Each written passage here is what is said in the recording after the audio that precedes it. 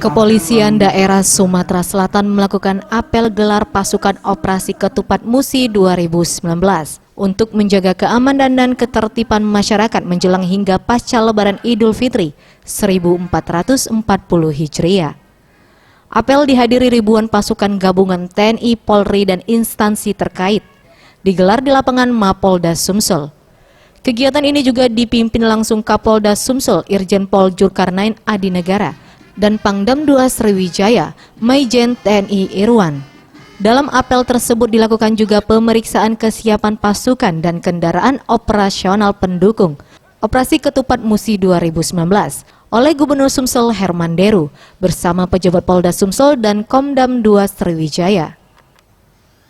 Usai kegiatan, Kapolda Sumsel Irjen Pol Zulkarnain Adinegara mengatakan, operasi tersebut berlangsung 13 hari mulai 29 Mei hingga 10 Juni dengan melibatkan 5.000 pasukan gabungan.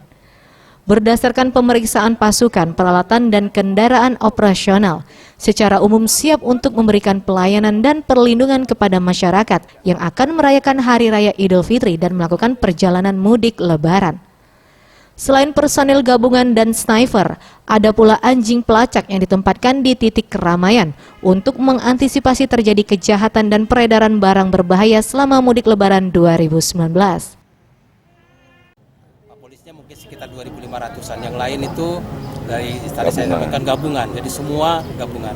Dan kami juga mengantisipasi titik-titik rawan Kamtibmas, semacam misalnya kan kadang-kadang orang mengingat Sumatera Selatan itu ada begal, ada bajing loncat, ada apa itu namanya gerandong istilahnya ya. Nah, tetapi kami tempatkan titik-titik tertentu, ada 9 titik sniper dari Brimob. Dan ini kami pastikan tidak perlu khawatir ketika lewat di wilayah Provinsi Sumatera Selatan. Seperti kata Pak Gubernur, Pak Pangdam tadi, kita zero konflik dan insya Allah tidak akan ada apa-apa. Jadi silahkan.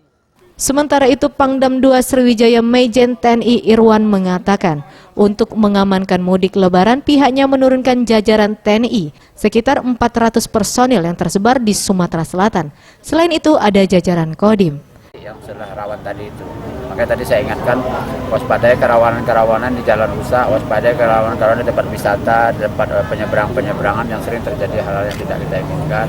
Betul-betul di mall diawasi dengan baik, dan kita langsung bergabung dengan unsur Polri yang ada di sana di posko terpadu. Mudah-mudahan semua berjalan lancar, damai, aman, dan yang masyarakat pulang pergi dari melewati atau sampai ke Sumatera Selatan bisa sampai dengan aman. Tim Liputan Sriwijaya TV.